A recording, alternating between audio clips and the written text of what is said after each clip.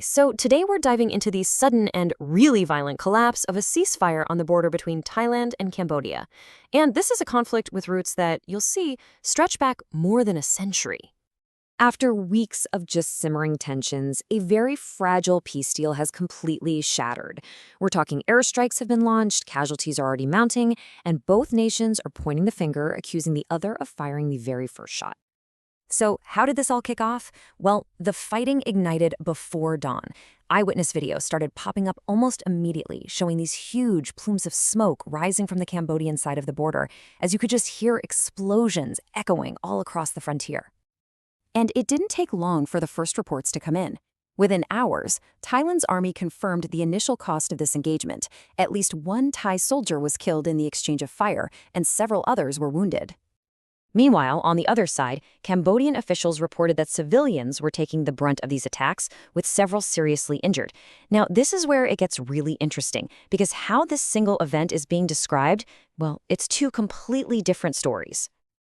And this is where it just builds into a classic, really high-stakes case of he said, she said. It seems like the first casualty of this war might actually be the truth itself.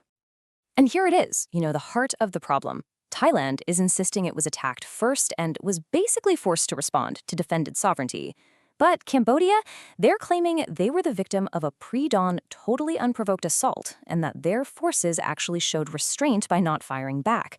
There is absolutely zero middle ground between these two accounts. Publicly, both governments have really dug their heels in. The Thai Prime Minister has made it crystal clear that his country will not tolerate what it sees as a violation of its sovereignty, and he's vowing to take what he calls appropriate measures. So here's the crucial point. This fighting didn't just erupt out of the blue. It's actually the final violent collapse of a landmark peace agreement that was signed just a few weeks ago. An agreement that, for a moment, brought this brief glimmer of hope to the entire region. This timeline really shows you just how fast everything went south. It all started back in July with a really deadly 5-day conflict that killed dozens. That led to this high-profile peace deal in October, with major world leaders there watching. But that hope, it was incredibly short-lived. Just 1 month later, a landmine incident pushes Thailand to suspend parts of the agreement, and that basically set the stage for today's total collapse into open warfare. For Thailand, these landmine incidents were the breaking point. They've accused Cambodia of planting new mines all along the border, injuring at least 7 Thai soldiers since the summer. And this became Thailand's official justification for just stopping its implementation of the peace deal, a charge, by the way, that Cambodia completely denies. But to really get why this border is so volatile, we have to zoom out. I mean, way out. This isn't just about a broken ceasefire. It's about a really deeply rooted historical dispute that actually began over 100 years ago. So what is it about this particular 508-mile stretch of land that makes it so prone to conflict? Well, the answer, believe it or not, lies in the fading ink of a really controversial colonial map.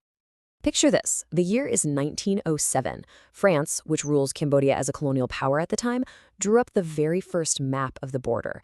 It was a line drawn by an outside power, and honestly, it's been a source of contention ever since.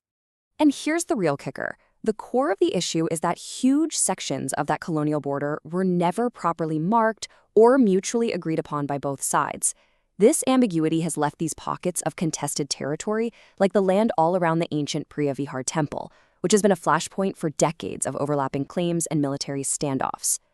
So you might be thinking, okay, a flare-up on a remote border, why does this matter to the rest of the world? Well, because the fallout is spreading far beyond the immediate conflict zone, and the human and geopolitical stakes are huge. Just look at this number. This is the staggering human cost on just one side of the border. In Thailand alone, over 385,000 civilians in the regions nearby have been ordered to evacuate. Tens of thousands are already in emergency shelters on both sides of that frontier. And the wider impact is just enormous. First, it's a major threat to regional stability. Airstrikes between members of ASEAN, that's the big political and economic union in Southeast Asia, are extremely rare. Second, it's a humanitarian crisis with all those civilians fleeing their homes. Third, it disrupts global trade. This area is part of a major corridor for goods moving through Asia. And finally, it really complicates international relations for global powers like the United States, since both nations are important strategic partners. And that brings us to the final, really urgent question. With diplomatic channels basically strained to the breaking point, military assets mobilized, and all this nationalist rhetoric escalating, the whole world is basically just watching and waiting to see if some last-minute intervention can pull both of these nations back from the brink of a full-scale war.